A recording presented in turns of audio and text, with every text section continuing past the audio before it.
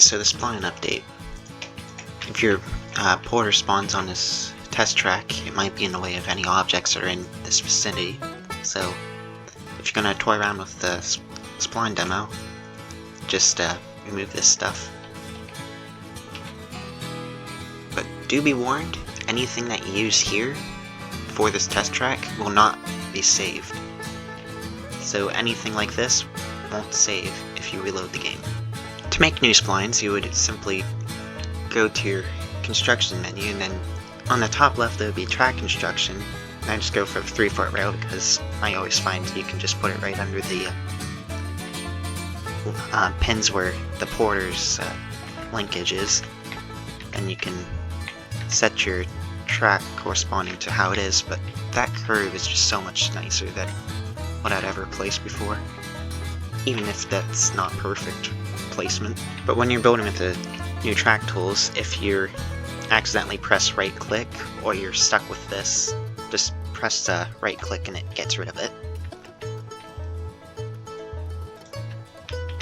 Also with your building, if you delete the one spline there, it deletes the groundwork with it.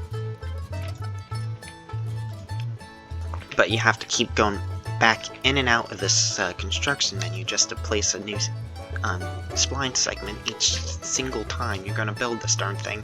That does get annoying. If you want to make your spline really long, I'd suggest you take one end of the spline and put it at the destination, and then you take another spline, turn off circle mode, and then attach it right to that, and there you have your spline set. And don't worry about this, because this right here is the old rail, and once you take this border along it, it will not collide.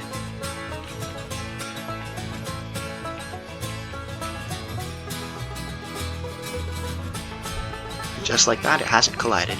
You cannot go on the UI of this border right here, so it's all first-person controls. Once it stops, it can't derail, so it stops it just about the second tie before the spline ends. You can continue your spline just by finding that one link in here that you gotta find. Usually I just turn the grid to 1, then it's nice and easy to find the link. Right here you can set whatever. This is freehand right here. Once you turn on circle mode, it sets your spline length normally. So I change the grid to 100, and then you can change the radius of this.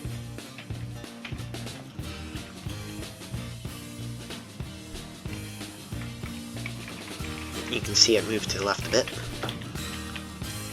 And right there, the spline will curve as per the way you want it, and then you can incline it the way you want, and it stays whenever you take circle mode off. But once you take circle mode off, you can move your track around just like that. You can place your spline crazily, you can run the porter over really sharp corners. See, you can run the porter and it just treats that as if it's normal spline, and it'll stop wherever you enter spline. This porter always is on. You can't open the firebox to see what its pressure is. You can't really do anything except just touch the controls. You can throw it in reverse, and then it'll run through the same direction until it stops at the end of this spline right here. And they also have synchronized chuffs. The greenery is updated, so you get flowers with the update. So right now there's red, white, and yellow, different kinds of flowers. I didn't really I'm not really a flower expert, so if you know what kind of flowers these all are, then I do like them all. It does look like there are some dandelions, daisies.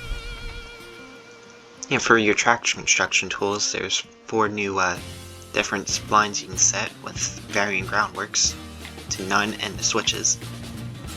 If you want more information, I would recommend checking out Clown's channel. He's posted a good video reviewing all these and the differences.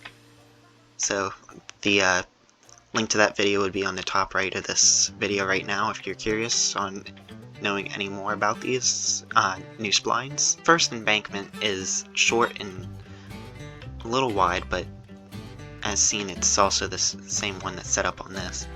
The second one's a bit taller. The third one's a bit flatter, as shown here. Then it is rounded off really nice. Along with the new track construction tools, you still have your old spline system that you can still place. So, as said, you can still place all these. To use the new keys, you want to use the numlock key. Now you're set into rotation, so 4 and 6 is rotation, so 4 is left and 6 is right. 5 starts the circle mode, in which you can start the new grid. So once you place it, you have the option to use a radius, which is 4 and 6 correspondingly. Then you also have the incline, which is 2 and 8, so 8 raises it and 2 lowers it. And then you can use star, and it changes the length of the grid, so there's 1, 10, 50, and 100. And that also corresponds to the degree that it's aligned to, and the radius that it takes. But it doesn't affect the incline, as that's already set to 0.5. And the grid also affects the length, so if you're set at 100, it increases by 1 meter as per the spline. The right mouse ends the spline, and the left mouse will create the spline, as shown here.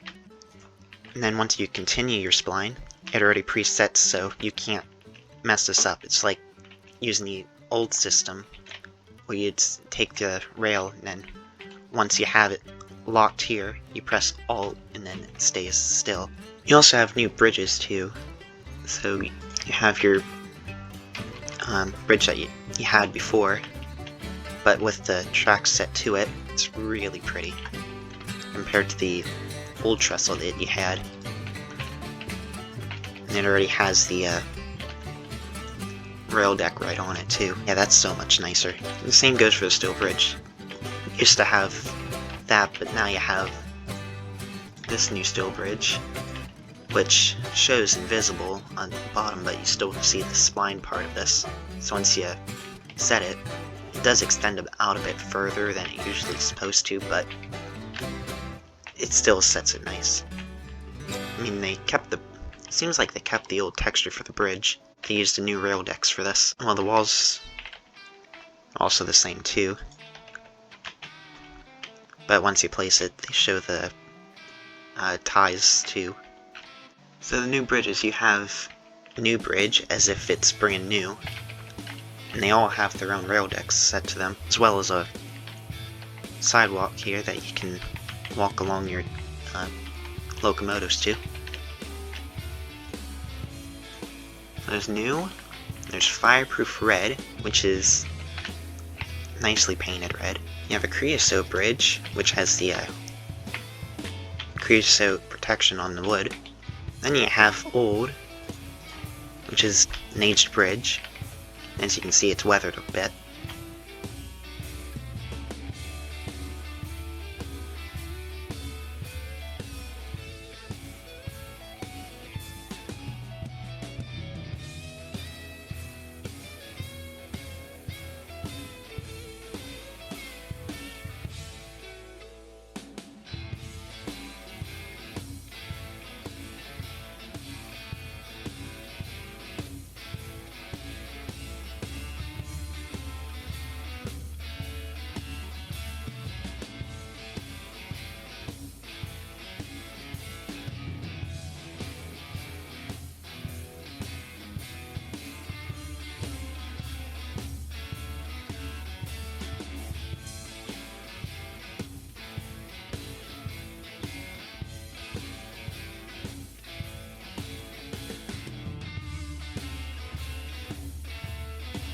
So you can rerail all these if you're desperate. Let's say you got this tanker car, but if your cursor's right on it, it will fill. jump to get it in. As you can see on the top left of the screen, it's loading. And if you unload it, it'll also act as if it is unloading. Before you ask, Shift 3, spawn a cordwood car, place it, do Alt 9, load the whole thing up, and then watch as the money rises as it unloads. And you can just continually press Alt 9, you can just keep refilling it. So yeah, you can do infinite money on this. And the locomotives you spawn in are actually already filled up with boiler pressures. The firebox is set to 99%. So you can just go drive off as you please. And yes, they do collide with other objects. The new splines have some working out to do, and this was nice for the devs to let us test this, to give feedback, and if you're giving feedback, I have a link in the description. It's the Google document form for any bugs you might encounter.